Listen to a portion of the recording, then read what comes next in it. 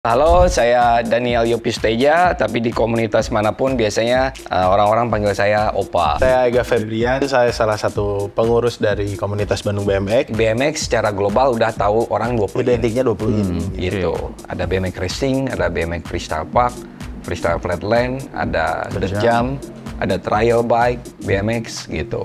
Sebelum kita memutuskan untuk bermain, kita tuh belajar dulu kalau di BMX sih cara jatuh yang tidak berbahaya.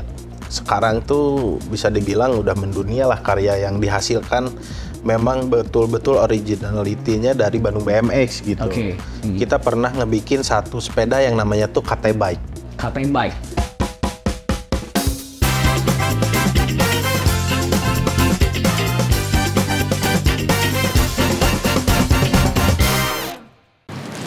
Bandung dikenal sebagai kota kreatif, mulai dari musik, fashion, sampai olahraga ekstrim. Nah, yang paling menarik dibahas kali ini adalah komunitas BMX yang udah eksis bertahun-tahun lamanya. Dan di episode kali ini kita akan ngobrol sama teman-teman dari komunitas Bandung BMX Community ya. Ya. Ada Opa Yopi dan Kang Ega. Ya. Welcome, Opa. Terima kasih.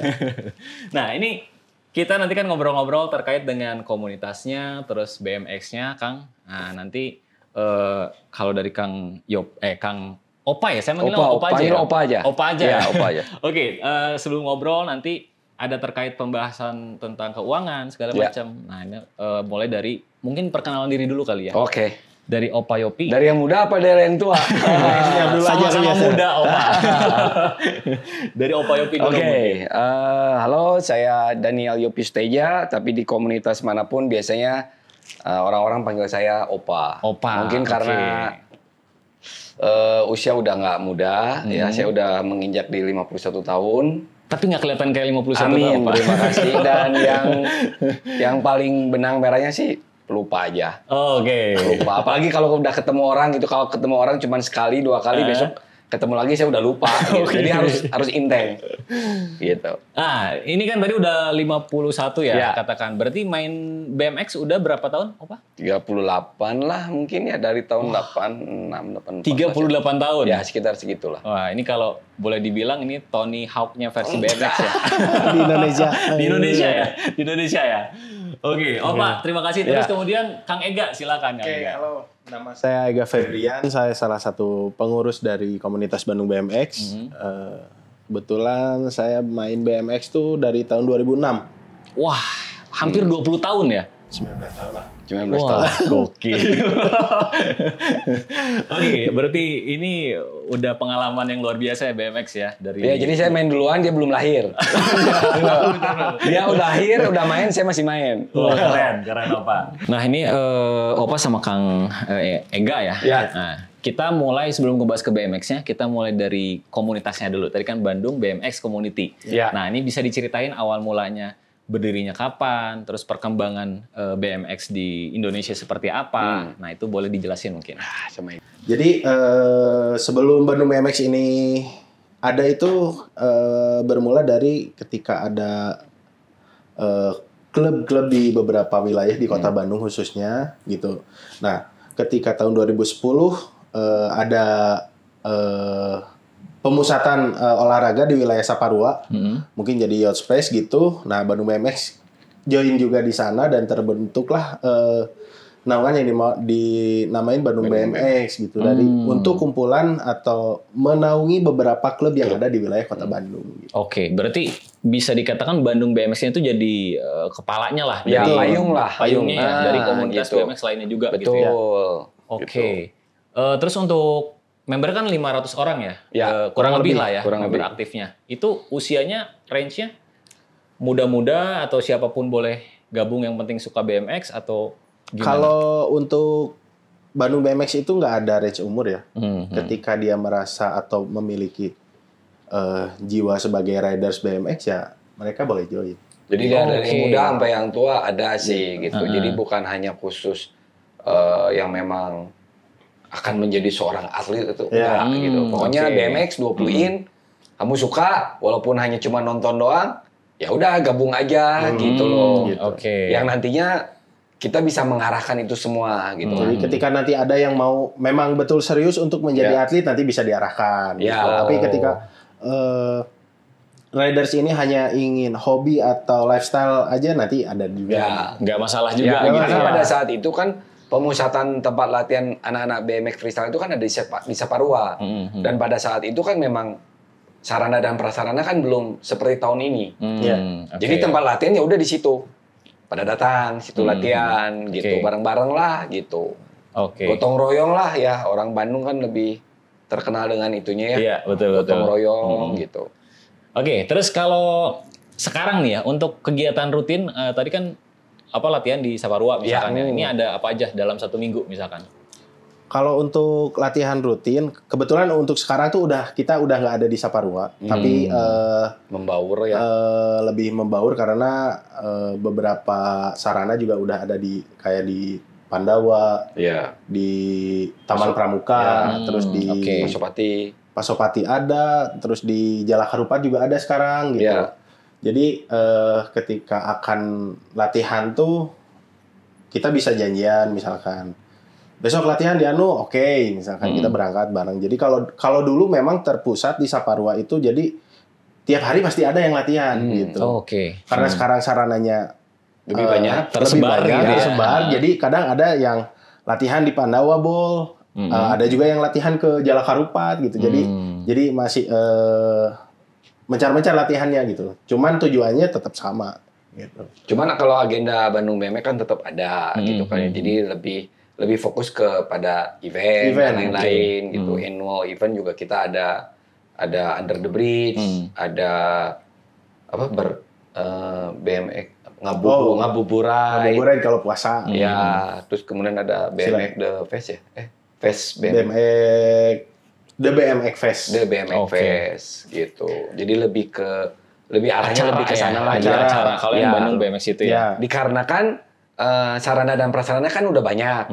Nah, dengan dibikinnya acara itu supaya kita bisa ngumpulin lagi gitu loh. Ayo silaturahmi lagi gitu. Udah lama lah abis tepang lah. Kalau kata orang Sunda mah gitu. Kalau dulu kan hampir setiap hari kan ketemu di Saparua gitu. Tapi karena sekarang sarana banyak, mencar-mencar ya salah satu-satunya ya bikin event. Gitu. Nonton, wah keren juga nih. Bisa kali. Cuman dulu tuh kan SD kalau nggak salah. Nggak tahu nih harus kemana nyari komunitasnya. Tapi satu momen ketemu lah. Ternyata di Bandung pun ada gitu. Makanya tertarik minta beli sepeda gitu, ngerengek ke orang tua buat apa? Pengen ngerasain gitu gimana sih BMX freestyle itu. Ditekunin, sempat dapat pertentangan dan lain hal sebagainya. Ya alhamdulillah sampai sekarang bisa membuktikan.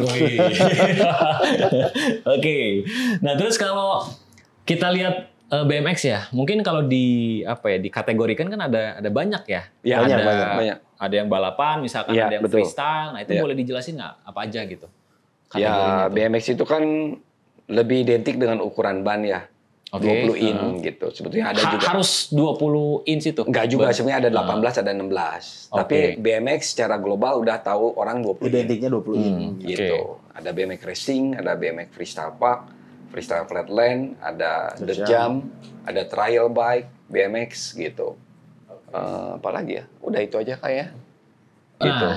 Ini kan tadi ada banyak nih. Nah terus orang yang kayak baru mulai masuk terus mereka tuh emang milih sendiri atau misalkan ini bakatnya misalkan di flatland misalkan atau seperti apa gitu penjurusannya itu? Biasanya kalau di Bandung BMX tuh riders yang join tuh udah kelihatan. Maksudnya dari spek sepeda yang dia pakai tuh udah kelihatan gitu. Dia tuh lebih ke street permainannya atau park ataupun dari karakter sepedanya riders ini lebih dominannya ke flatland karena memang dari sisi bentuk antara freestyle dengan flatland itu beda. Lebih ke apa ya? Si rider sudah bisa memilih sendiri gitu loh. Karena adanya payung BMX freestyle itu kan payung Bandung BMX itu kan bukan hanya BMX freestyle park aja, tapi ada flatland. Nah, biasanya yang rider-rider yang gabung ataupun yang nonton itu mereka kayaknya saya lebih suka main ini deh, saya lebih suka main itu deh. Jadi dengan berjalannya waktu mereka sudah menentukan gitu. Tapi kalau menentukan sendiri gitu. Tapi kalau secara sisi pengarahan, kalau secara atlet ya, kebetulan saya juga punya BMX School di Bali. Saya bisa melihat karakter si riders mau dilarikan kemana gitu. Jadi karena saya mungkin ada pengalaman, ya saya coba menerapkan itu gitu. Kayaknya kamu lebih bagus di sini gitu. Tapi tidak menjudge kamu harus di situ, enggak. Balik lagi ya tergantung orangnya juga. Betul. Gitu ya. Ada yang sudah main flatline pindah ke park. Ada yang dari park bosan, udah gue main di racing aja gitu. Itu aja sih. Karena kan pola tantangannya mungkin berbeda ya. Mungkin udah mentok, gue udah mentok main di sini, gue pengen main di yang lain gitu. Gitu. Tapi secara basic semua sama. Sama ya? Sama, itu tadi BMX-nya 20 in. Gitu. Basic latihannya ya sama aja. BMX freestyle park ya mungkin kamu harus bisa main di pump track. Ya kan? Supaya handlingnya bagus. Di racing juga sama. Kamu harus bisa main pump track juga. Gitu. Berarti memang general sebenarnya ya, BMX juga gitu ya. Gitu. Terus tadi sempat disinggung juga ya, BMX School ya, di Bali. Nah itu konsepnya tuh gimana tuh Opa? Misalkan ini kan di Bali ya, kalau kita lihat apakah yang daftar ya orang-orang khusus Indonesia, orang luar, terus pelatihannya seperti apa? Nah itu gimana BMX School itu? Lokal, kalau duit enak ngejar anak bule. Karena mereka lebih mengapresiasikan. Jadi kan saya bukan bekerja, saya punya jasa, saya punya pengalaman. Mereka lebih menghargai itu. Ya kalau kita ngomongin duit ya, itu kalau di Indonesia ya mahal, ya kan? Kurang bisa kikituan gitu. Kalau di luar udah beda pola pikirnya gitu. Saya membuka BMX School di Bali karena kebetulan saya memang domisili di sana walaupun saya asli orang Bandung. Ya saya tidak buka gitu aja. Ya saya main, mengajar, kemudian ada orang tua datang melihat, ya kita ngobrol. Saya nggak bisa langsung, oke, kamu masuk ya, atau saya tarik, nggak bisa. Karena harus ada soul ya. Harus ada benang merahnya gitu loh. Antara si rider dengan orang tua. Apalagi kalau yang muridnya masih kecil, kayak umur 3 tahun, 4 tahun. Ya kan? 3 tahun, 4 tahun? Itu ada yang gabung? Ada.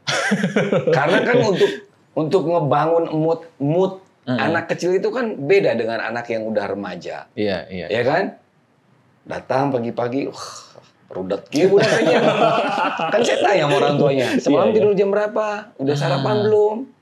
Itu yang harus dipelajari. Jadi bukan hanya skill melulu gitu, tapi kita harus bisa menjiwai karakter semua murid. Lebih ke sana sih. Dan kita harus bisa, anak itu harus bisa cinta, suka. Karena pada saat dia suka, dia cinta, kita mau bawa ke kiri, bawa ke kanan gampang. Tapi kalau mereka udah nggak ada itu, percuma. Susah arahinnya. Susah. Sama lah kayak kita punya rider sudah gede, udah jadi, kan egonya lebih gede ya. Betul. Oh lu siapa sih gitu ya? Gue kan pemain lama, gue kan pemain baru, gue bisa ini, lu nggak bisa. Susah. Tapi kan bukan di situnya. Bukan, kalau skill kan sama aja kayak kita punya pisau nggak diasah tumpul. Tapi begitu diasah kan akan tajam. Ya sama. Skill di sepeda juga gitu. Lu udah jago tapi lu cuma latihannya sebulan sekali, ya tetap aja lu tumpul. Gitu. Emang ya butuh ya konsistensi, pengorbanan segala macam untuk bisa. Ya kayak misalnya saya masih main, Ega juga masih main, mulai main lagi gitu Ega karena kemarin banyak kesibukan. Kalau kita main seminggu sekali dengan seminggu 3 kali beda. Saya main seminggu sekali mulai lagi dari nol. Tapi kalau seminggu 3-4 kali kan udah mulai, nggak mungkin dari nol, mungkin dari 3. Gitu loh. Mungkin nggak dari trik doang ya. Dari stamina pun akan kelihatan.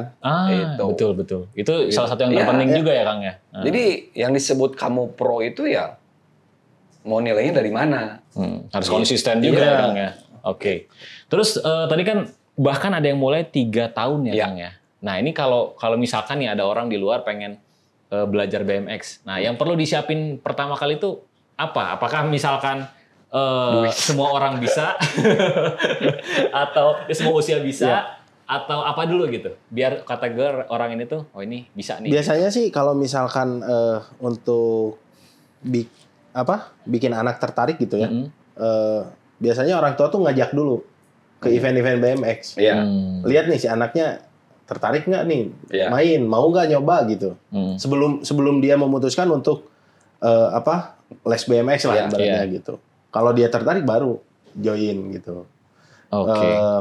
Kebetulan kalau Opa di Bali, di Bandung pun sebetulnya ada gitu.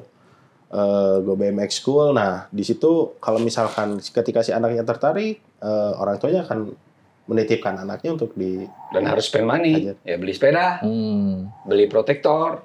Kalau 3 tahun ya mungkin mulai dari balance bike. Ya kan? Supaya si anak bisa menyeimbangkan badannya dengan sepeda roda 2. Habis balance bike lancar ya tinggal pindah ke sepeda yang ada pedal. Gitu. Nggak semua anak mau gitu untuk coba. Kalaupun udah diajak nih ke event BMX, lihat terbang-terbang, ada anak yang bilang keren, ada anak juga yang bilang bahaya, gitu. Jadi tergantung anaknya juga gitu. Tapi pengaruh orang tua memang cukup besar. Gitu. Apalagi zaman yang sekarang yang serba digital, serba mudah ya untuk mencari informasi. Ya sebetulnya peran orang tua harus lebih banyak untuk bisa mengontrol anaknya punya aktivitas yang jauh lebih baik daripada stay at home, main handphone, fokus gadget misalkan gitu ya. Ya, betul. Gitu. Nah, terus kalau dilihat dari sisi resiko nih, kan tadi kan kalau orang awam mungkin ngelihatnya, ya mungkin ada yang ngelihatnya keren tadi benar ya. Terus ada yang ngelihat dari sisi bahayanya juga. Nah, ini ngelihatnya kita gimana nih? Ya bahaya emang. Resikonya paling parah kayak gimana? Terus gimana antisipasinya? Jadi untuk di extreme sport, mungkin di semua extreme sport sebelum kita memutuskan untuk bermain, kita tuh belajar dulu kalau di BMX sih cara jatuh yang tidak berbahaya. Ada yang itu. Benar ya, cara jatuh yang benar. Cara jatuh yang benar gitu. Jadi kalau misalkan kita jatuh ke depan tuh harus ngeguling kah atau gimana gitu. Terus beres accident, kenceng gitu misalkan. Jangan langsung bangun atau apa gitu, tetap rebahan.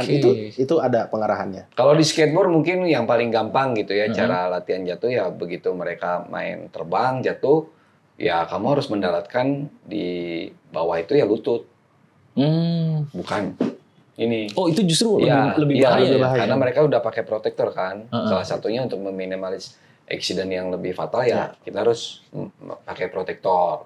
Jadi pada saat dia jatuh memang kaki ditekuk, memang lutut tas gitu. BMX juga sama berarti. BMX juga sama, pakai protektor gitu, pakai helmet gitu. Cuman ya kita tetap belajar gimana cara jatuh yang benar. Untuk meminimalis juga lah. Tapi lama-lama juga akan otomatis lah. Sering-seringlah jatuh makanya. Tapi serius itu jadi alarm tubuh dan ketika main BMX tahu cara jatuh yang benar tuh kayak gimana, itu kebawa ke kehidupan sehari-hari.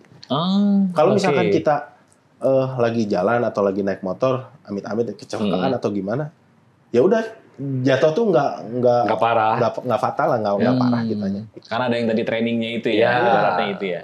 Sama pakai protektor gitu kan, ya helm, ya body protector, kemudian knee pad dan lain-lain lah. Dan itu nggak yang murah juga gitu, memang olahraga berbahaya dan mahal. Gitu. Nanti kita bahas yang mahal-mahal ya. Nah terus kalau dilihat dari step by step-nya ini, orang yang baru mulai mau belajar nih nah, kira-kira mulai harus belajar ini dulu ke kemana lagi? Untuk trik atau gimana? Mungkin secara general gitu, mulainya dari mana dulu gitu? Ya handling, yang pasti harus bisa handling sepeda dengan baik. Handling itu mengendarai sepeda ya dengan baik, jadi bukan hanya lurus aja. Ya harus dulu bisa belok dengan speed yang pelan atau speed cepat. Handling aja pokoknya. Lu bisa menguasai sepeda. Udah itu aja. Habis itu ya tinggal lanjut ke tahap berikutnya ya mungkin ban ihap ya manual dan lain-lain gitu. Tapi yang utama ya handling sama harus bisa goes, nggak bisa goes mah datu. Ya, gimana gitu. Terus kalau ngelihat dari banyaknya trik yang ada gitu ya, ini orang biar menguasai satu trik itu kira-kira butuh berapa lama? Kira-kira? Itu nggak bisa ditentuin. Nggak bisa ditentuin tuh mah. Tergantung ridersnya sendiri. Iya. Kadang ada latihannya juga. Misalkan sebetulnya triknya sederhana, Tapi kenapa di si riders A misalkan kok dia lama gitu buat sampai perfect gitu. Tapi di si B cepat gitu.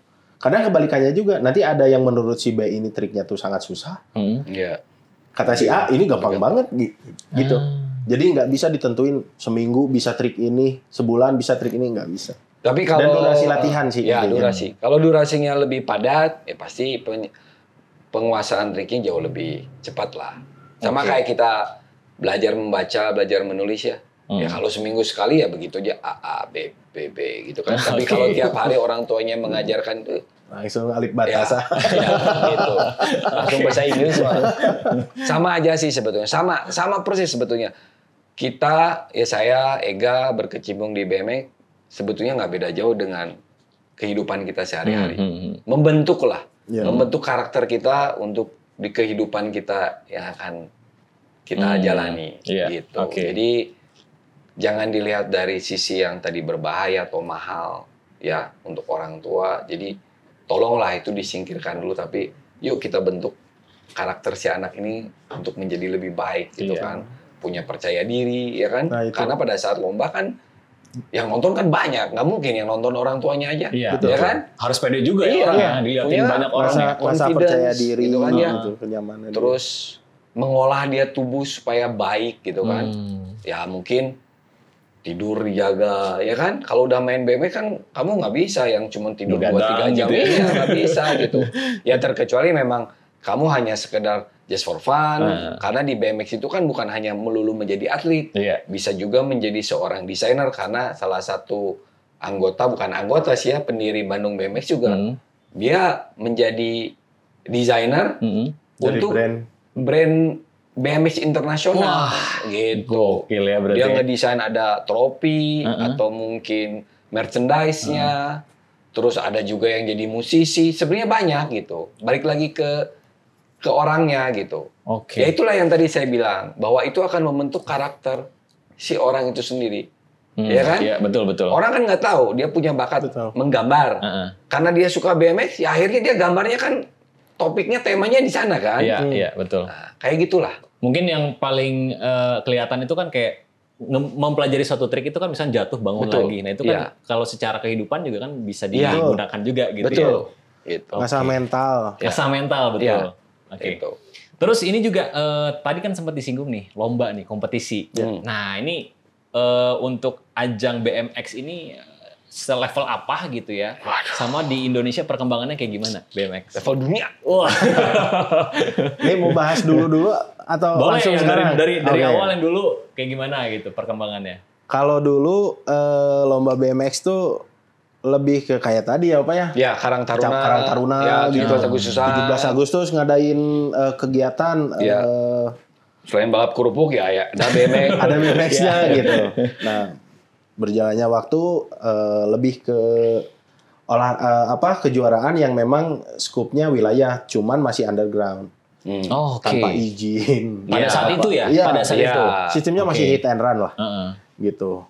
Kita cek spot keliling-keliling, terus dapat spot ini ngadain lomba, siapa yang bisa trik paling bagus dapat hadiah, langsung pindah lagi gitu. Proses lah, semua juga nggak ada yang instan. Kalau sekarang sih ya alhamdulillah udah banyak support lah dari pemerintah. Event-event besar termasuk event internasional juga udah beberapa kali terselenggara di Bandung. Di Bandung ya, internasional ya. Iya.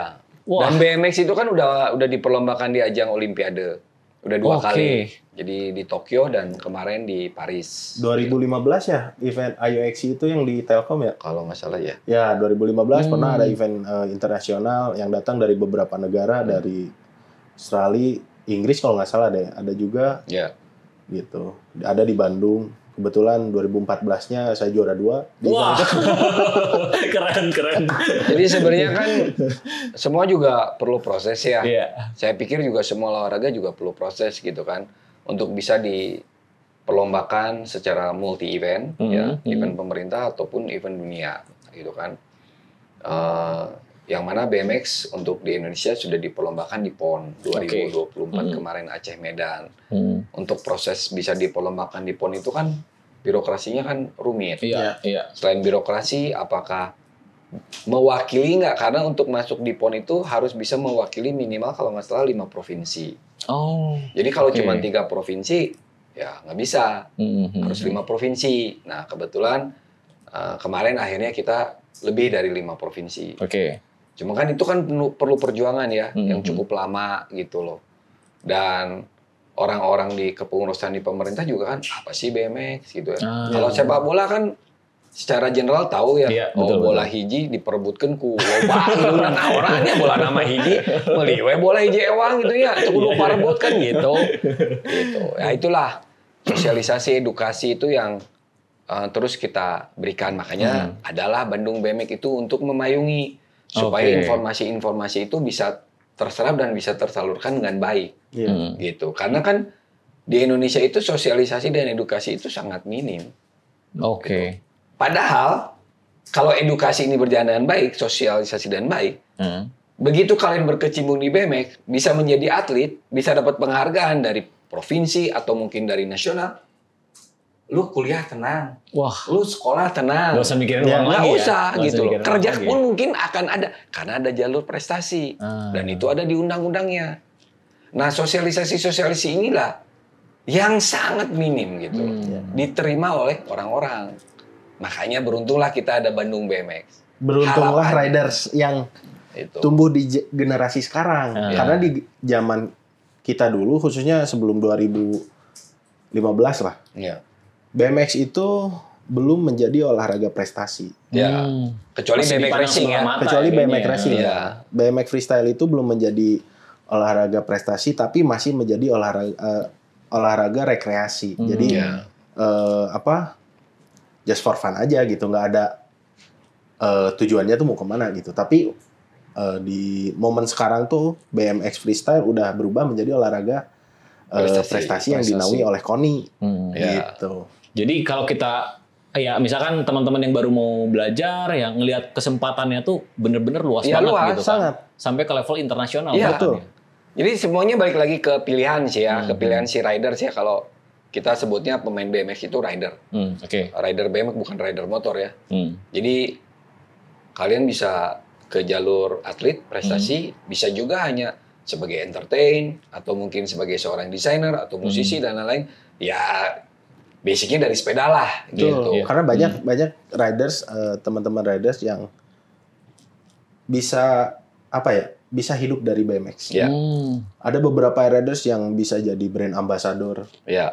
Gitu kan lumayan itu dapat income salary kan, betul. Gitu. Ya lebih ke entertain lah gitu. Kalau untuk yang jalur entertain gitu. Tapi kalau untuk jalur memang dia ingin menjadi atlet, ya tadi kedisiplinannya harus betul-betul dijaga gitu. Karena dia di-maintain-nya untuk jadi atlet gitu. Lifestyle-nya harus berubah 180 derajat gitu kan. Harus benar-benar fokus.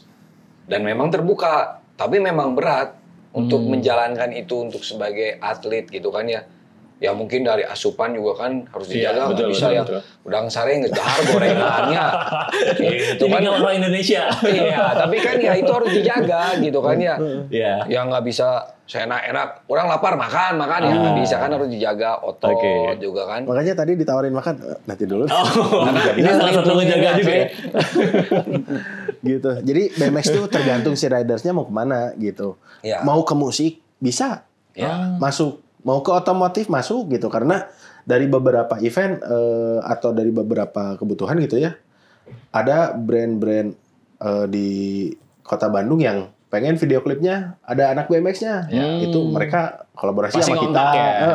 Terus ada event otomotif yang sudah berjalan beberapa tahun lebih, setiap mereka ada event dia pasti undang. Dan memberi sarana untuk kita, entah itu perlombaan atau perform. Ya perform, untuk show lah, entertain lah gitu. Tapi biasanya kalau seorang atlet juga kadang bosen juga ya. Aduh, gue juga pengen dong show off gitu ya. Dapat duit gitu. Ada yang fokus di entertain, silakan filming, bikin video, video part gitu ya silakan. Nanti videonya rilis kan gitu. Mereka dapat support dari brand-brand atau dari sponsor gitu. Ini bisa hidup aja di BMX. Iya, bisa hidup. Sangat bisa hidup. Keren. Tapi kalau hidup 100% kayaknya sih belum. Belum.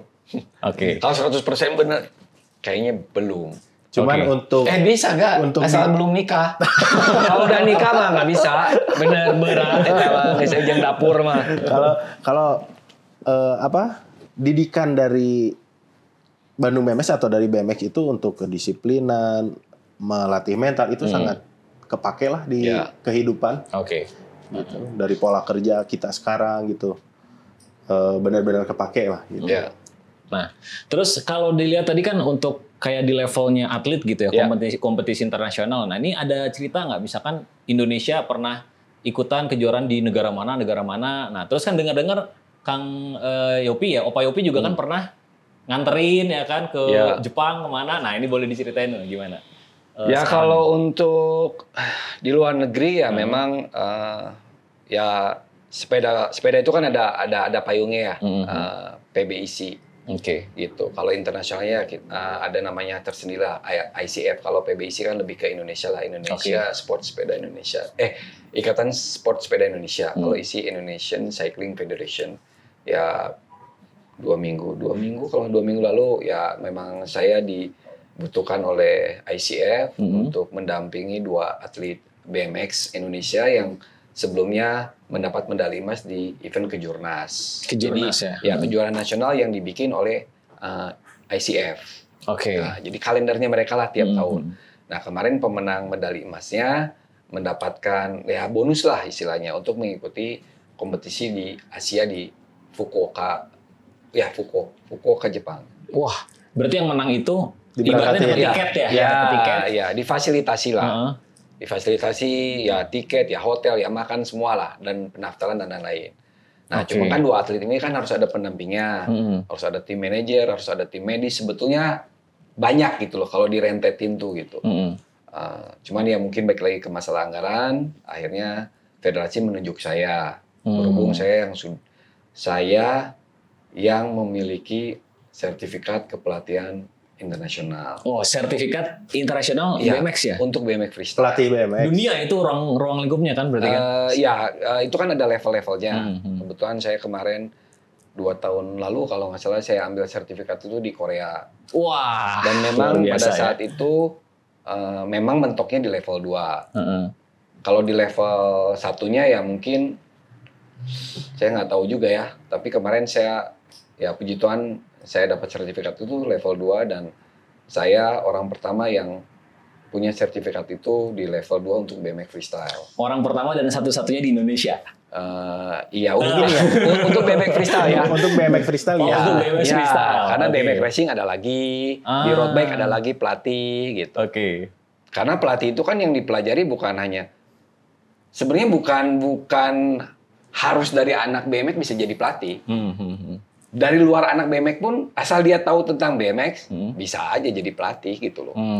Cuma kan mungkin teorinya akan lebih tebal daripada praktiknya. Pasti kan anak BMX juga sebenarnya kan. Cuma karena berhubung saya lahir dari ibu saya ya hobinya di BMX ya terus akhirnya saya mencoba untuk mengambil sertifikat itu sehingga teori dan prakteknya ya saya bisa seimbangkan lah.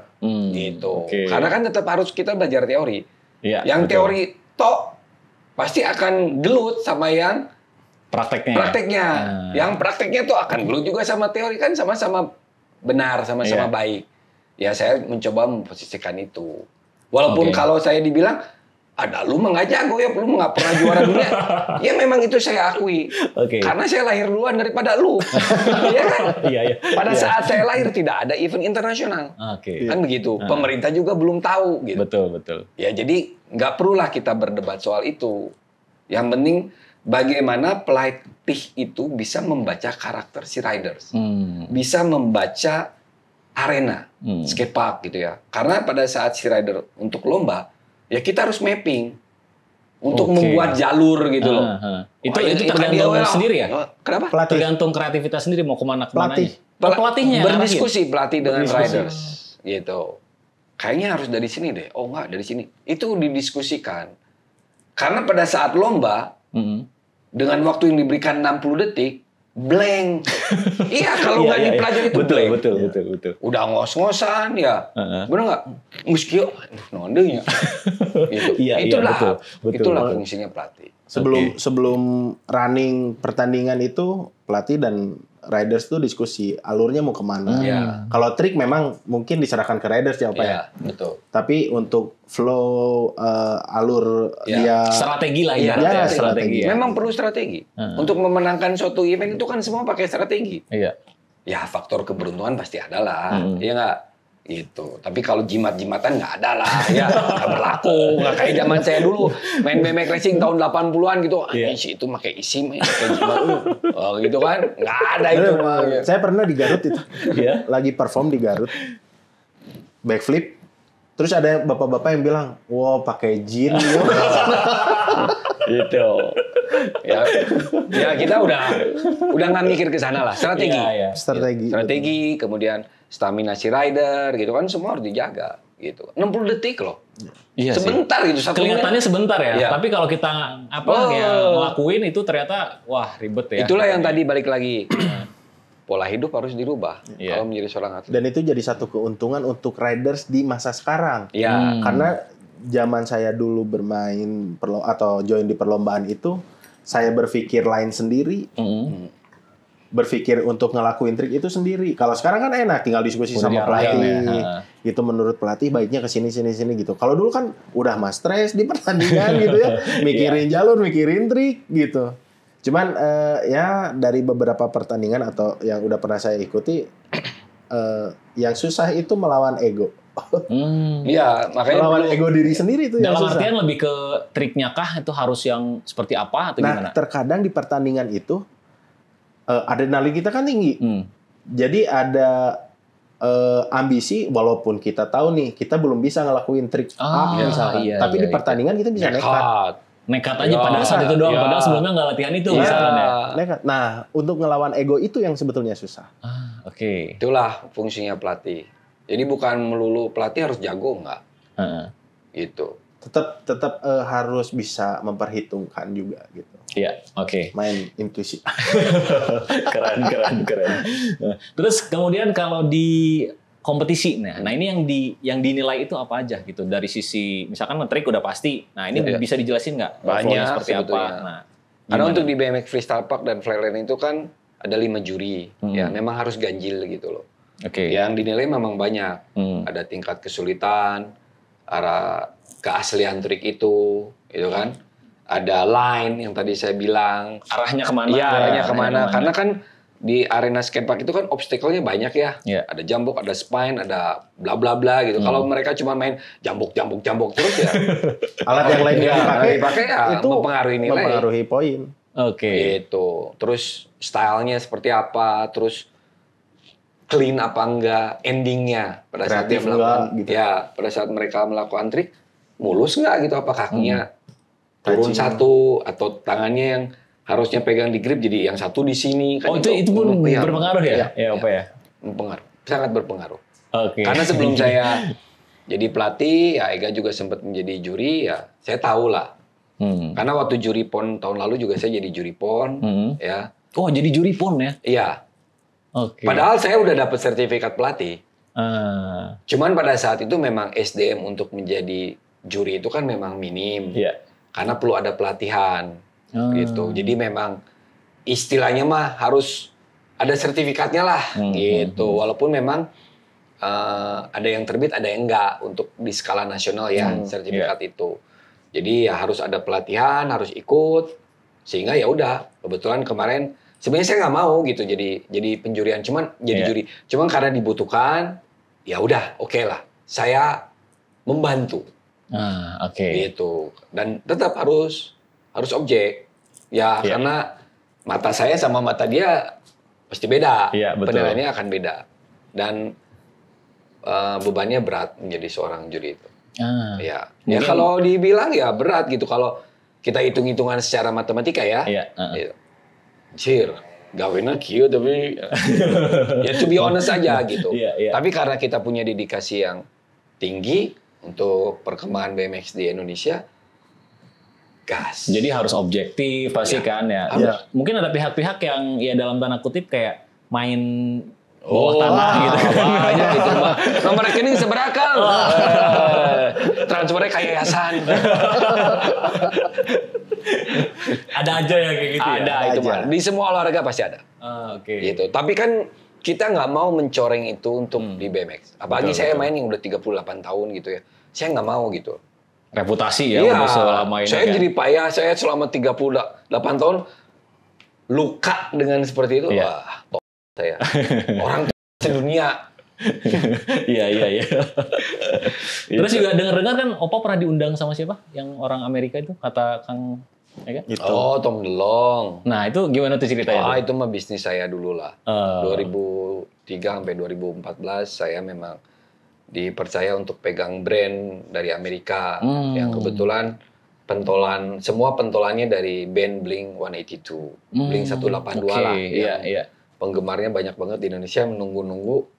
Ya mereka punya brand, ada Macbeth Footwear, ada Etiquette, ada Famous ya. Kebetulan saya pegang Southeast Asia. Wah, gokil. Ya, karena saya pegang itu ya saya support ke anak-anak BMX lah. Ya. Dan saya pernah disupport juga oleh Opa. Salah satunya untuk kompetisi segala macam ya. Betul. Gitu. Oke, berarti ya balik lagi ini BMX ini ternyata cakupannya tuh luar biasa ya. Kalau memang diseriusin, pasti ya rezeki mah ada aja gitu kan pasti kan. Ya walaupun secara ya balik lagi ke masalah brand tadi ya yang saya pegang gitu. Kan bukan di sport ya, di musik gitu. Pentolan pemain band semua gitu. Iya. Nggak ada urusannya sama ini gitu. Iya. Tapi ya namanya kita marketing, ya kita harus pintar baca market gitu. Karena apa yang ada di Indonesia itu berbeda dengan di luar negeri. Kan gitu. Nggak bisa misalnya marketing di Amerika begini, ya di Indonesia harus gitu, copy paste ya nggak bisa. Make di sana nggak ada pakai nasi, di sini ada gitu. Jadi ya kita harus bisa baca pasar lah, gitu kan. Itu ada yang gas gitu. Oke. Nah terus kalau kita tadi habis ngobrolin kompetisi nih untuk lomba, nah prestasi dari anak-anak BMX di Indonesia gitu ya, bahkan sampai keluar, nah itu boleh diceritain nggak? Mungkin Ega dulu. Kalau sejauh mana gitu? Prestasi atau kita sebetulnya pernah bikin karya yang sekarang tuh bisa dibilang udah mendunia lah, karya yang dihasilkan memang betul-betul originality-nya dari Bandung BMX gitu. Kita pernah ngebikin satu sepeda yang namanya tuh KT Bike. KT Bike itu tuh base-nya tuh seperti sepeda BMX, cuman bannya tuh ban troli. Jadi emang mini gitu ya, kecil, sepeda mini. Kayak anak ayam lah. Kecil gitu, BMX tapi kecil gitu. Cuman memang pakainya tuh sama riders untuk freestyle gitu. Jadi dulu 2000 berapa ya kalau nggak salah 2011 atau 12 gitu kalau nggak salah. Sempat ada salah satu owner brand Mas Lucky datang ke kita nge-challenge gitulah, bawa ban troli, coba tolong dong bisa nggak kalian bikin sepeda katanya, gitu awalnya. Kan anak-anak langsung ngerasa tertantang gitu ya, pasti bisa lah gitu. Karena di Bandung BMX tuh memang ada beberapa tempat produksi membuat sepeda. Membuat frame, stang, fork gitu, dan bahkan peg. Stem yang lain dan sebagainya gitu. Nah, dibawalah kita bikin jadi, dan full itu pengerjaannya dari Bandung. Bener-bener 100% lokal ya, bukannya UMKM lah kalau sekarang. Lokal dan memang oleh riders Bandung BMX sendiri yang mengerjakan gitu. Ketika jadi, prototipenya jadi nih, kita kirim. Mas, ini udah beres nih sepedanya. Oh, dipakai. Coba dong bikin agak banyak. Bikin kalau nggak salah 3 deh. Bikin 3 kita pakai riding sampai seru juga gitu. Sampai videonya tuh tembus berapa juta viewers gitu di YouTube tuh. Padahal itu video iseng. Serius iseng banget itu. Lirik lah sama perusahaan di luar gitu. Jadi ada perusahaan di Inggris yang memang oke, kita order. Dikirimlah satu, mereka order ke kita, dikirim satu sepeda dan mereka meminta izin ke kita untuk boleh nggak kita produksi banyak, produksi massal, produksi massal gitu, karena memang mungkin mereka melihatnya ini satu penemuan jenis sepeda baru ya. Jadinya kan pembuatannya kan fabrikasi ya, gitu jauh lebih lebih akurat lah. Kalau yang anak-anak Bandung BMX bikin kan Manual ya gitu. manual gitu kan ya, UMKM lah gitu. Ya nggak ada modal ya meren dilirik sama luar ya udahlah. Nah gitu. Mungkin berangkat dari situ juga karena kita belum punya license ya, nggak dihak paten ibaratnya. Mereka bikin jadi ya udah bikin aja, nggak ada royalti apa buat kita. Gitu ya. Padahal kalau misalnya dari pertama kita udah masukin hak paten, hak cipta atau apa gitu, ketika mereka ingin memproduksi massal ya kecipratan keuntungan kan buat kita yang menjadi perumus sepeda itu ada. Ya itulah gitu. Di BMX lebih ke family lah, bukan friendly lagi ya, lebih ke family gitu. Ya udah gitu, walaupun mereka juga akhirnya ngirimin juga ya. Mereka ngirimin juga hasil bikinan pabrik gitu 3 apa 5 set sepeda hasil bikinan mereka ke kita. Dan itu mungkin versinya yang lebih bagus lagi lah, gitu karena ya. pabrikan gitu ya. Dari ban, terutama dari ban sih. Di kita tuh kalau KT Bike bikinan kita tuh terkendala dari ban. Dari ban gitu. Ketika dipakai berapa lama meledak. Beneran meledak gitu. Susah lagi gitu meledak. Nah, kalau buatan mereka bannya tuh udah lebih proper lah. Jadi memang udah didesain memang untuk seukuran ban troli tapi ketahanannya jauh lebih baik. Cuman ya itu yang disayangkan tuh karena kita nggak bikin hak paten. Jadi ya kita hanya bisa melihat karya kita sudah mendunia. Wah. Jadi tanpa selain bisa dinikmati hasilnya mungkin selain ya. Tanpa bisa diklaim ibaratnya gitu. Selain sepeda KT Bike, kemudian desain dipakai sama brand-brand besar yang sepeda gitu kan.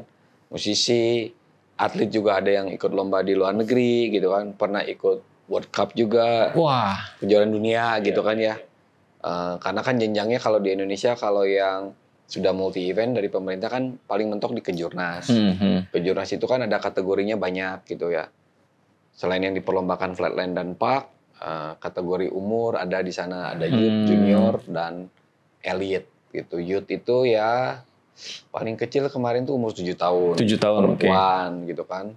Kalau di elite ya 15 tahun ke atas gitu kan. Jadi yang kemarin ada event kita Siwan, kalendernya UCI di Jalak Harupat.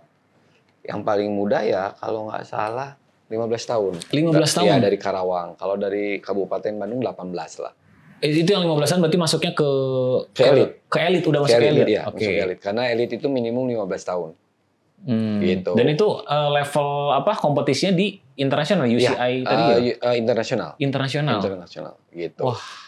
Nah, kalau yang sebelumnya yang pernah ikut World Cup ya mungkin Teja Riders dari Medan, dia ikut World Cup mungkin 2 atau 3 kali ya, saya lupa. Wah, juga. Itu di negara mana berarti?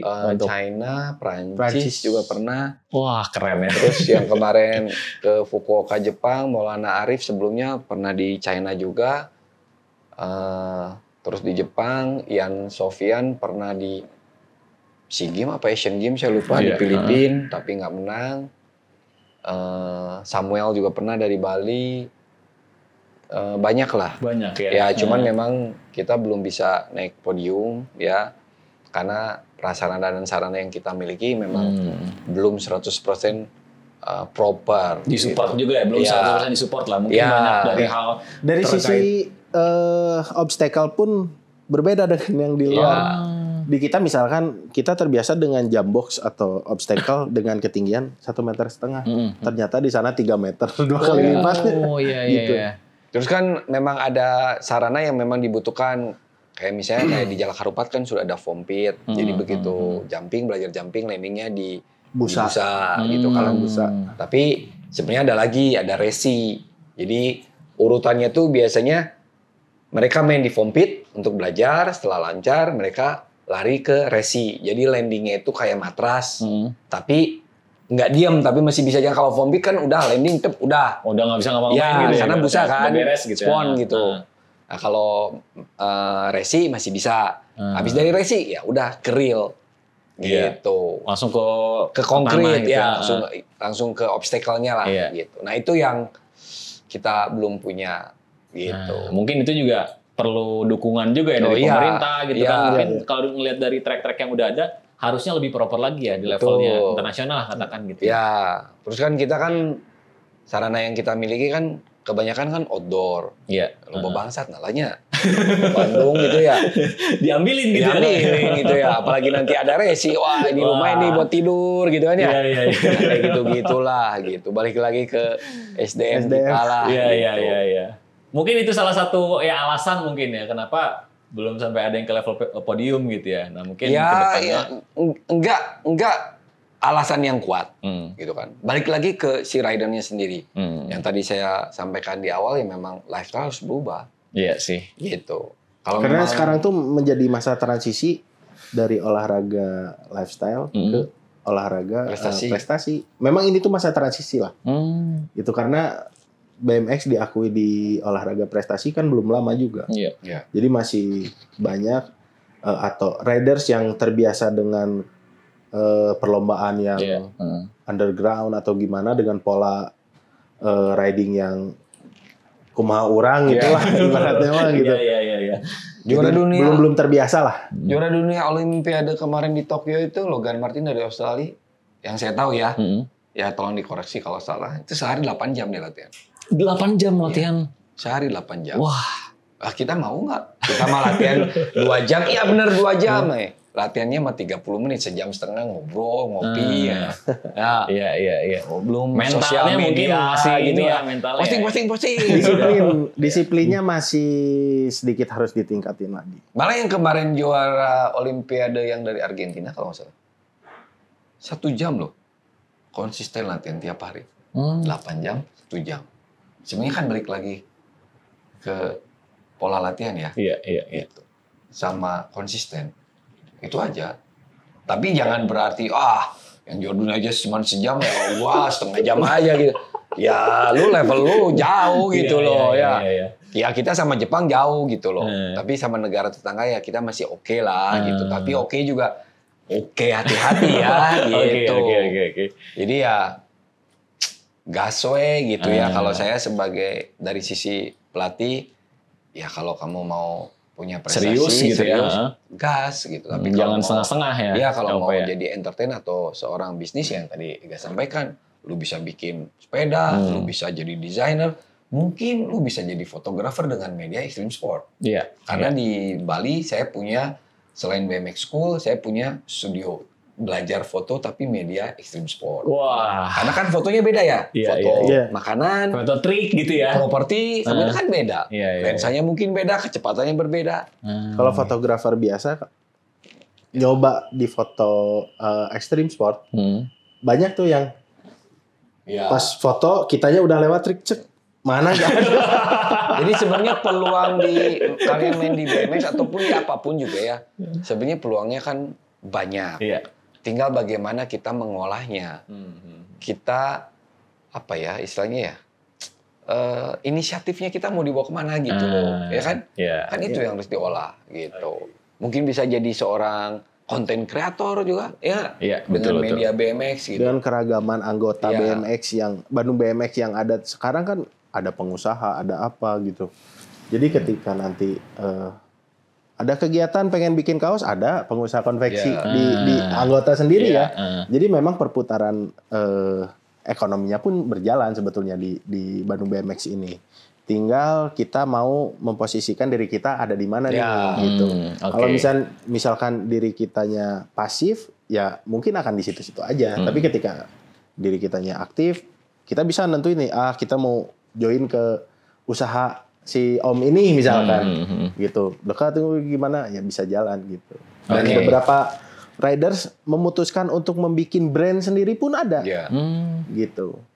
Ada yang bikin brand sendiri, support riders Bandung BMX lagi, dipromosiin sama anak-anak dan komunitas Bandung BMX gitu. Dan sampai sekarang berjalan. Wah, keren. Banyak medianya itu dari BMX gitu ya. Oke.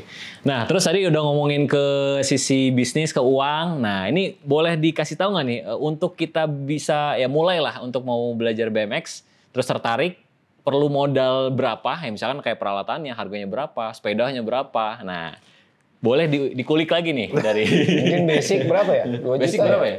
2 juta, 3 juta lah sepeda. 3 juta. Sepedanya aja ya? Sepedanya aja. Kalau tapi untuk sangat-sangat basic di harga. Protektor ya tinggal tergantung lah, mau beli second bisa gitu kan ya. Tergantung budget lah. Ya at least untuk persiapan ya mungkin 5 juta lah. Oke. Untuk basic ya. Kalau yang udah banyak duit ya 40-50 juta lah. Sepeda doang. Sepeda doang. Sepeda doang. 40 sampai 50 juta. Iya. Itu udah di level ya buat kompetisi internasional juga. Ya Iya, udah bisa standar profesional sepedanya juga. Kan sepedanya juga udah bukan made in Indonesia. Diimpor ya berarti ya. Import gitu. Kan sekarang tinggal tergantung dari currency ya. Iya. Gitu. Betul. Kalau dolarnya naik ya naik lah. Gitu. Kalau dolar di zaman dulu saya 1.500 ya murah. Iya. Penilaian sekarang, penilaian dulu tetap mahalnya 1.500 1 dolar. Mahal, kan ya. Gitu. Oke. Jadi balik lagi lah. Gimana kita memilihnya gitu. Kalau memang awal-awal ya biasanya ya cari yang second lah gitu. Nanti kalau udah saya suka gitu. Ya harus mau nggak mau harus invest. Iya, betul. Gitu. Tapi sekarang udah lumayan ya. Apa? Ketika punya sepeda ngemodal lah ibaratnya ngemodal beli sepeda mahal gitu. Ketika udah jadi atlet mau perlombaan sepeda rusak pengajuan. Diganti gitu ya? Ya disiapkan lah, diberikan lah. Dari Pengurus. Gitu. Ya itu tergantung kitanya lah. Speak-speaknya gitu kan. Ya. Tapi kan kalau terbukti juara gitu kan ya pasti Ya. disupport kan. Iya, tapi kan kita juga tergantung pengurus daerah masing-masing ya. Gitu. bisa Balik lagi, menganggarkan ya. untuk memberi sepeda. Baik lagi ke kita lah. Kita harus belajar bisa apa ya? Ya itu tadi bikinlah karakter kalian menjadi lebih baik. Iya. Karena itu modal kalian untuk hidup. Gitu. Ya yang tadi mungkin sering jatuh ya Bangkit lagi. Kayak sama ya kayak saya gitu ya punya usaha ya nggak selalu mulus gitu. Iya. Banyak obstacle lah. Ya kita jalan mau pulang ke rumah juga kan ada belok kiri, belok kanan, ada polisi tidur, ada lubang. Ya seperti itulah hidup. Gitu. Jadi enjoy. Iya. Gitu, nikmatin aja. Ya terus dengar-dengar juga sepedanya Kang Ega nih udah puluhan juta nih sama Opa Yope pasti ya. Ya segitu lah. Ya sekian lah. Ya karena kan kita udah bukan beginner gitu kan gitu. Dan kalau saya sih lebih ke sadar diri aja, Pak. Karena memang bobot saya lebih berat dibanding riders yang lain gitu ya. Jadi saya harus punya sepeda yang memang proper untuk riding. Oke. Ya terus kalau buat kita yang jarang main gitu ya, kita punya sesuatu yang lebih mahal, lebih punya kebanggaan tersendiri gitu loh. Begitu disimpan juga kita nggak main, sepeda saya gitu. Keren gitu daripada yang digantung. Malas gitu mau gantungnya juga. Dan sepeda BMX tuh ketika range-nya makin mahal, sebetulnya bukan untuk gengsi atau untuk kesiapan kita untuk pertandingan aja gitu, tapi untuk keselamatan kita juga sebetulnya. Betul banget. Ketika kita udah memiliki beberapa trik atau udah menjadi atlet profesional, menggunakan sepeda yang standarnya di bawah, mungkin itu akan menjadi bahaya buat kita gitu. Ketika trik crash patah atau apa sepedanya gitu, kan itu malah jadi nyelakain diri sendiri. Iya sih. Makanya kita harus persiapin betul-betul dengan sepeda yang memang sesuai untuk standar riding kita. Ya, karena akan menunjang kita untuk melakukan trik-trik yang lebih sulit gitu kan. Ya sama lah kayak kita lari gitu ya, contoh kecil gitu. Masa mau pakai sepatu pantofel kan nggak mungkin, harus beli sepatu yang proper, memang harganya juga mahal gitu. Apalagi kalau udah yang go internasional gitu, melihat di sana obstacle-nya besar-besar gitu. Kalau misalkan dengan sepeda basic kan tidak memungkinkan ketika terbang landing jadi dua sepedanya malah jadi celaka. Ban juga berpengaruh loh. Iya, tekanan ban itu, jadi ban itu ada tekanannya.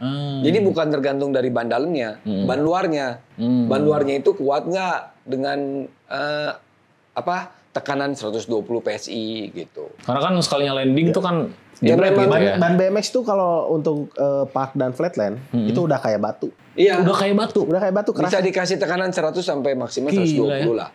Udah keras banget, udah nggak ada elastisnya. 2-3 kali lipat dari tekanan kendaraan. Gitu. Iya, Kalau motor ya mungkin 30, mobil mungkin 45. Sepeda tuh udah 100, Kita beli 100 ya? Iya, betul. Mungkin ya. sedikit konyol terus story, tapi mungkin Opa juga akan merasa setuju. Beli ban motor mungkin 500.000 dapat depan belakang. Iya. beli ban sepeda 1 juta satu. 1 juta satu. Dan kita nggak pernah bilang mahal. Nggak pernah mikir lagi beli. Nggak pernah bilang mahal. Tapi beli ban motor 500.000 Mahal. Mahal dan mikir. Tapi beli ban sepeda 1 juta, ya udah. Gas aja. Keren. Oke, ternyata memang kalau dilihat dari sisi kan, keuangan, kalau apa nyebutin ban doang udah ketahuan. Depan belakang udah kali 2. iya betul. Ternyata tidak semurah itu juga ya hobi BMX ini ya. Iya. Kan? Memang butuh modal lah gitu. Sangat. Ya, sangat butuh modal ya. Ya belum kan kalau mau trip atau mau ikut lomba di luar negeri. Betul. Ya kan? Nah ini udah kita ngobrolin tentang uang lagi ya. Tadi kan dari budget untuk sepeda ini aja udah lumayan. Belum lagi kan ikut pertandingan segala macam. Nah ini kita mungkin agak sedikit ngebahas ke uang nih. Gimana money manajemennya gitu? Mungkin dari Opa atau dari Kang Ega. Kira-kira lebih cenderung kayak tipikal yang misalkan fokus di atlet ini ya bisa pernah investasi kah atau misalkan trading gitu di sini. Nah itu bisa nggak diceritain gitu? Dari Kang Ega gimana? Kalau untuk mempersiapkan modal mungkin ya. Karena saya berangkat dari atlet, jadi dulu saya pernah ketika ingin ikut lomba kejuaraan IOXC 2012 apa 11 gitu di Palembang, saya kehabisan uang karena ngebangun sepeda, malah bikin sepeda ada lomba gitu, bentrok gitu. Akhirnya alhamdulillah dapat support dari Bandung BMX yang memberangkatkan saya untuk bisa berangkat ke Palembang gitu. Nah, di momen dulu mungkin belum terfikir saya harus investasi atau apa. Makanya sampai sekarang tuh ternyata investasi itu perlu gitu, untuk memanage kebutuhan kita yang sebetulnya kan pasti ada ya hal-hal yang tidak terduga gitu untuk cost yang kita keluarkan gitu. Nah, kalau dulu kan karena underground pengeluaran teh ada uang belanja, entertain atau apa gitu. Nah, baru kepikiran sekarang. Kemana nih gitu. Cuman untuk investasi dari dulu sampai sekarang saya belum pernah. Belum pernah. Kalau dari Opa, kalau dari saya ya coba instrumen apa, misalkan trading misalkan ya, trading forex, komoditi atau apapun itu. Nah, boleh diceritain nih. Pernah nih kayak ini kalau kelihatan. Bengongnya sih kayaknya udah. Udah. Ya kalau saya sih ya karena usia juga udah nggak muda ya, jadi saya pernah mengalami lah itu gitu, pernah ikut trading gitu. Ya cuman ya udahlah gitu ya. Mungkin karena beberapa tahun lalu kan sempat rame ya, yang lebih ke cerita pahit mungkin ya. Buruk lah. Cerita buruk. Gitu. Tapi ya udahlah gitu. Saya juga pernah beli satu ya apa? Boleh saya sebutkan? Boleh, nggak apa-apa. Ya Bitcoin gitu ya. Tapi ini sekarang kan harganya lagi mahal mungkin ya, kayaknya lumayan. Kebetulan udah saya jual juga udah lama gitu ya. Saya lebih percaya dengan yang ada di depan mata aja.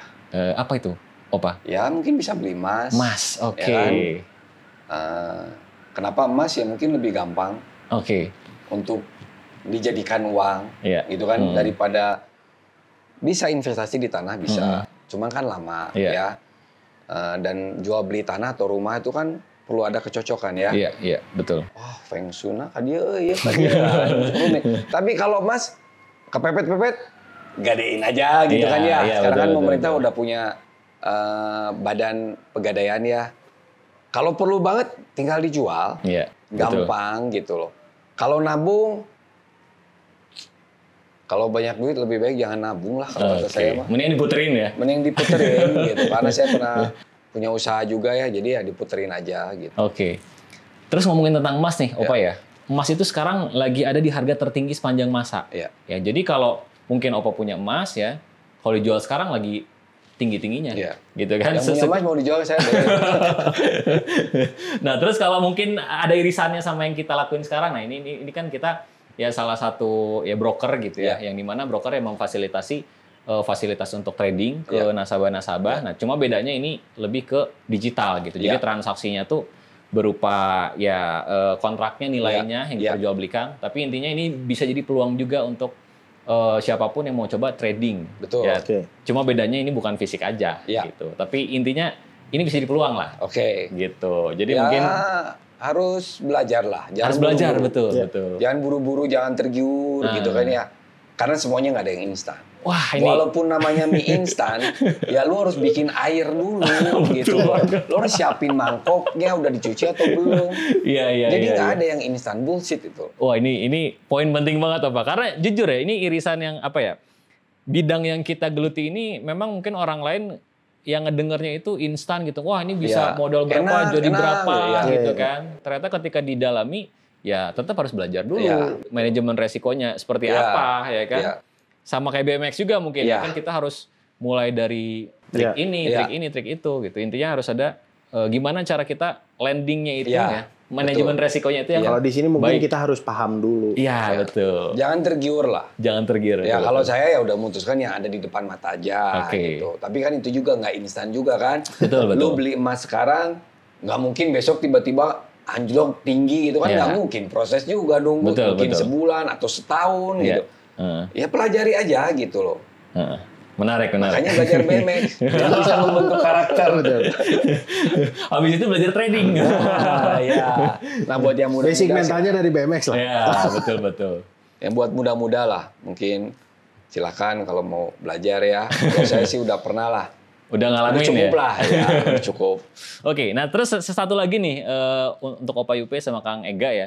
Kita ada sesi, ada pertanyaan di sini ya terkait dengan ya financial industry lah gitu ya. Salah satu yang tadi sempat ditanyain juga. Nanti mungkin dari Opa ambil satu, Kang Ega juga ambil satu, nanti jawabannya seperti apa perspektifnya. Gitu ya, silakan. Hujan ini teh. Pertanyaan juga? Ya. Oke, boleh. Siapa yang mau jawab duluan? Nah, Kang Ega ini pertanyaannya apa tuh? Boleh dibacain mungkin? Kalau pertama kali trading, mau coba komoditas apa? Forex atau gold? Nah, ini kan tadi udah sempat disinggung ya, Kang Ega kan belum pernah. Betul. Nah, ke depannya, mungkin pasti sering dengar dari teman-teman atau kayak gimana. Nah, perspektifnya gimana? Kalau mungkin untuk pribadi saya ya lebih ke gold dulu kayaknya. Ke gold dulu. Keren. Ke gold ya, berarti lebih cenderung menarik di situ ya? Iya. Karena mungkin alasannya karena lebih banyak disukai orang kah gitu? Atau ada alasan tertentu nggak? Sorry. Gold ini tuh gold. Gold, ya emas. Emas kan? Emas, betul. Ya. Emas. Mungkin lebih... menurut tadi yang Opa bilang, ketika ada kebutuhan tuh tidak hanya instan bisa dijual, tapi bisa digadaikan dulu. Oke. Nggak ada fisiknya lah intinya. Oke. Gitu. Berarti lebih ke emas fisik lah ya. Betul. Oke. Betul. Kalaupun sebetulnya kemarin sempat bukan saya sih, istri yang sempat beli tuh Antam. Oke. Gitu. Cuman ya dari aplikasi kan nggak real juga. Iya, gitu. iya. Cuman ya udah itu urusan dia. Kalau saya lebih suka sih di fisik. Oke. Ada kebutuhan yang mendadak. uang lebih mungkin akan dibelikannya emas gitu. Oke, menarik. Kalau dari Opa, pertanyaannya boleh dibaca apa? Manajemen resiko menurut pandangan kamu seperti apa? Nah, semua ada resikonya. Semua ada resiko. Wah, ini keren. Ini juga poin keren nih. Semua ada resikonya ya. Cuman kan bagaimana caranya kita meminimalis resiko itu. Oke. Ya itu tadi kalau mau belajar trading ya belajarlah dengan baik gitu. Jangan setengah-setengah. Cari informasi sebanyak mungkin. Karena nggak ada ruginya juga. Ya. Setelah Anda belajar, setelah Anda mengetahui, ya tinggal kalian putuskan mau ikut atau enggak. Kan gitu. Betul banget. Ya kan? Betul banget. Karena tidak ada yang memaksakan. Ya seperti saya sebelumnya mungkin pernah mendapatkan pengalaman yang kurang baik, ya itu kan resiko saya. Saya juga tidak bisa menyalahkan siapapun. Gitu. Jadi bermainlah sepeda supaya kalian punya karakter yang bagus gitu. Kalau nggak kan saya juga bisa gila ya. Kalau saya nggak main BMX.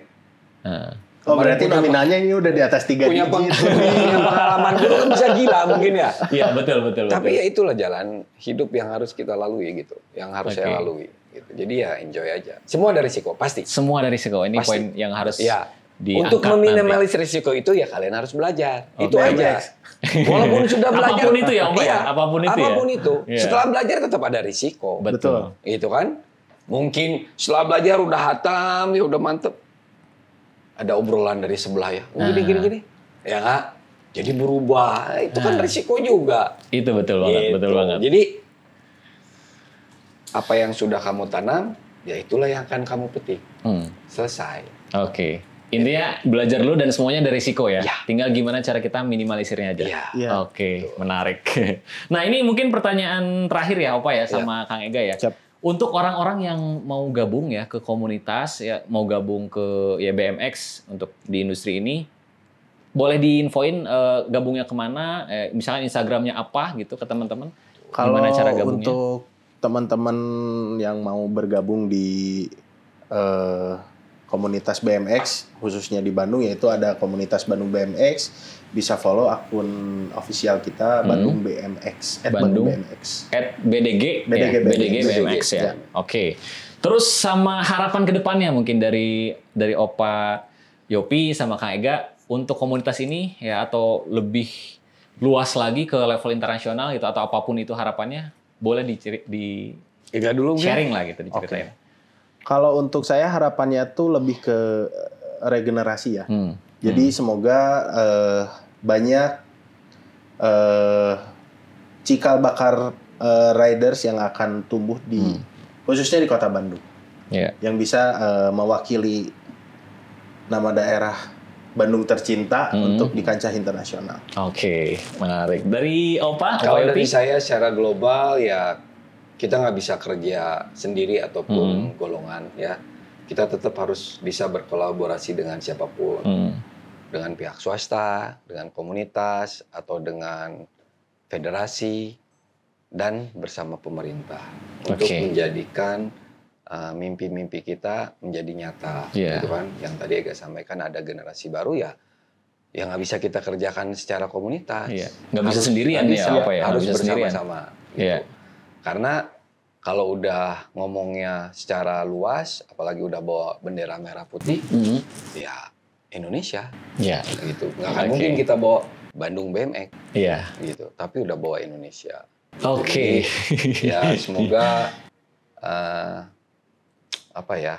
obrolan ini bisa menjadi pemicu juga ya. Pemicu untuk ya entah itu suportif, entah itu orang-orang yang baru mau gabung dan serius di BMX ya, pokoknya luas banget cakupannya. Dan satu, kalau ada yang mulai tertarik dengan BMX, kebetulan di November pertengahan kita akan ada event ya, The BMX Fest di pertengahan November sekarang. Di mana? Di Bandung berarti? Di Bandung. Di Bandung, oke. Gitu. Nanti informasi lengkapnya bakal ada di Instagram. Oke. Follow Instagram. Hanya follow Instagram Bandung BMX. Oke. Mungkin Opa dan Kang Ega ya, makasih banyak udah mampir di sela-sela podcast kita ya.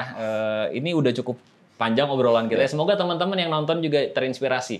Ya, sekali lagi terima kasih untuk Opa dan Kang Ega juga ya. Sampai ketemu di sela-sela podcast selanjutnya. Bye-bye.